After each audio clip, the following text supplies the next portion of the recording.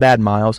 That was in 3 quarters. Miles Turner played 1 possession, and it was at the end of the game on defense in the 4th quarter. He didn't play. For some reason, this man is smacking, and then you just said it, DeAndre Jordan smacking on offense and defense, getting boards, and Miles is just sitting on the bench. Coach didn't even put Miles in the game. Miles is your rim stopper. Miles will get you blocks, get you boards, and get you points on offense. He had gotten 15 in 3 quarters, and he didn't play. He played 1 defensive possession at the very end of the game. Like, what does that say to Miles? How does that feel for your Miles Turner? You're having a great game at home, and then you play 30 seconds in the 4th quarter in a close game. And sometimes, what is that decision-making as a coach? Sometimes, people, I don't know because sometimes it's stuff that goes on in the background and nobody knows about. Because I remember we were talking like, why isn't Christian Williams getting in? And he's injured. For Indiana State, but he had an injury going on the whole time. Right. But I'm sure that's not what's going on with Turner. Yep. And for him to be 50% from the field, man, that's not bad. You 100% from the free throw. And I don't think he was in foul trouble. So I don't understand that decision making from Coach McMillan. He's obviously watching his team not get rebounds. DeAndre Jordan getting easy buckets at the rim. Really, any Brooklyn Net player, when you don't have Miles Turner and you're playing the Pacers, like when you see him on the bench, you are excited because that means you can get to the rim without getting destroyed, because Miles Turner is one of the best blockers in the entire league. That is why he gets paid his money, because his rim protection. And he's just sitting on the bench in a close game at home when you've lost 5 straight. Yeah. Like, I don't understand that. And then also, Malcolm Brogdon, he's been struggling. I don't know what's up with him. He might, because at the end of that game, a reporter literally asked Coach McMillan, is Brogdon injured? Like, why hasn't he been playing good? Yeah. And he said he's fine. He just hasn't been performing. He in this game, 6 points, 3 of 11, 0 from 3 from 3, and he missed the final shot at the buzzer. But it's like, I don't understand. Like, you need him going off. You need Vic going off. T.J. Warren. This was actually the first game all season that they had the Vic, T.J. Warren, Brogdon, Sabonis, and Miles Turner starting 5. Finally, that's like the Pacers' main starting 5 that they're going to have the rest of the season.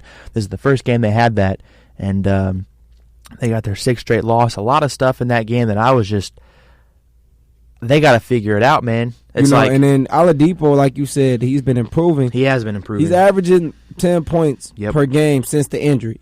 Since the injury. So that's not really, that's not bad. No. And like I said, it takes gradual time. So 10 to turn to 15 and 15 to turn to 20. And, exactly. It takes time. And you look at every game, if you go look at the stats, they're just getting a little better and a little better, which, like we said a couple episodes ago, this is Vic's October. This is really, honestly, Vic's training camp. Yeah. He didn't have the training camp. He didn't have a preseason. He didn't have an early gradual into the league. No, he's coming in here in February, right before the All-Star break, and is asked to play tough games.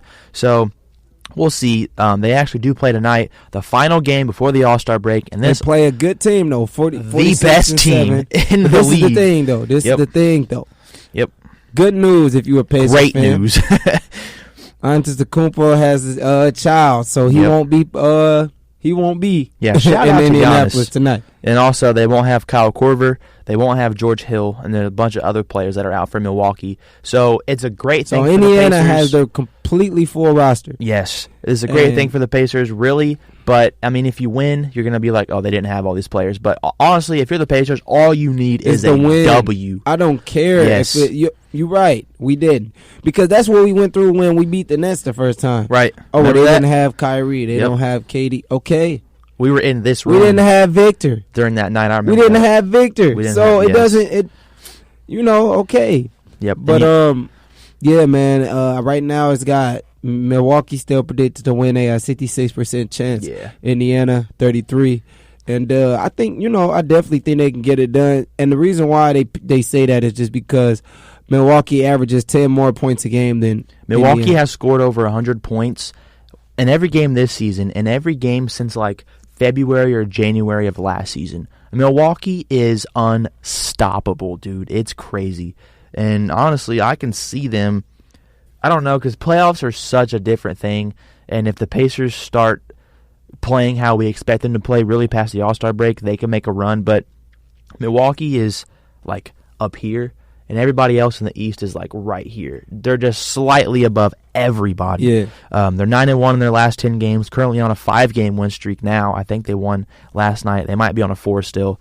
But tonight is an ESPN show. ESPN's in town. This is primetime basketball. No Giannis, no Korver, no George Hill, no a couple other Bucks players that I don't know by name. But like, this is a game where if you're the Pacers, you come and you win at home right before you have a week off. You go into that week with good momentum for the whole city too, bro. And then you get another dub. Yes. And if you look at the Eastern standings, we talked about them last episode, the top is starting to really separate from the middle and bottom. So, yeah, Milwaukee at the top, obviously. And then Toronto, they're on a 14, maybe 15-game win streak now. The Celtics, I don't know if they won last night. Let me see. I think they lost. They were on a 7-game win streak. Yeah, they lost to the Rockets last night. So their 7-game win streak got snapped. But, like, you look at it, and like I said, the top separating. So Milwaukee at 1, Toronto 2, Boston 3, and then Miami at 4. So Milwaukee is above everybody. So that 2, 3, 4 spot are like 3-4 games separated. And then there's a 3-game separation between 5 and 6 with Philly and Indy, who those two teams, the Sixers are also struggling right now. They actually got a big win last night, luckily. But, yeah, the Pacers, they need to figure it out. Hopefully we can get one. Game. Last night was a game. Well, when they played the Nets, it was a big game too. But tonight, yes, big game. You playing a team like Baylee said. It's prime time. Yes. So you playing a big game with against a team who doesn't really have their full team. The not full even team close to their full because team. you know you got they're 46-7 right now, 21-4 away. Yep. But the people who are part of those 46 wins, the people who are part of the 21 wins, they're not playing tonight. So now, that's not an excuse, though, because they didn't have Giannis on Monday, which, I mean, they played the Kings. The Kings aren't anything crazy, but they still won. They still put up 123 points. They won 123-111. So just because Milwaukee doesn't have Giannis and Korver and George Hill and all these, that doesn't mean they're not going to come in here and just give us a win. No, they're going to play like the number 1 team in the league for a reason, how they have been playing all season. I just hope the Pacers can compete and be ready for it. All right, man. That's all we got for you today. Yes, here, sir. Chop It Up the Podcast, man. Season 2, Episode 9. Make sure to check us out on Friday, too. We are just getting these out. For that like, 10. Yeah, and it's crazy. We busy. Facts. So, you know, you got to understand, but we still getting you the content, and, you know, that's what matters. So I think we're a day late with this one. I think usually they're up on Tuesdays. Today's Wednesday. Yeah. But like you said, we got a lot of stuff to do, but we still find time. And because this is honestly one of my favorite things to do ever. In a week. I love this is one of the things I look forward to. I do a lot of different stuff. Right. I have fun doing this. I don't really have fun doing other stuff. I just do it to do it. Because you have to. Yeah. So it's good to actually do this and have a good time. So I appreciate everyone listening too. You guys are awesome. Hey, man. And on like everything. You can find us. This is the thing with the listens, man. They really are like roller coasters. I swear to you, man. Some episodes have like 50 listeners, and then the other one has like 20. For real. And another one have like 17. So just tune in. I guess you guys have your favorite ones you like to listen to. Right. So, but thanks for tuning in, man. I'm Amere Dozier alongside my partner Baylee Chamberlain. Peace.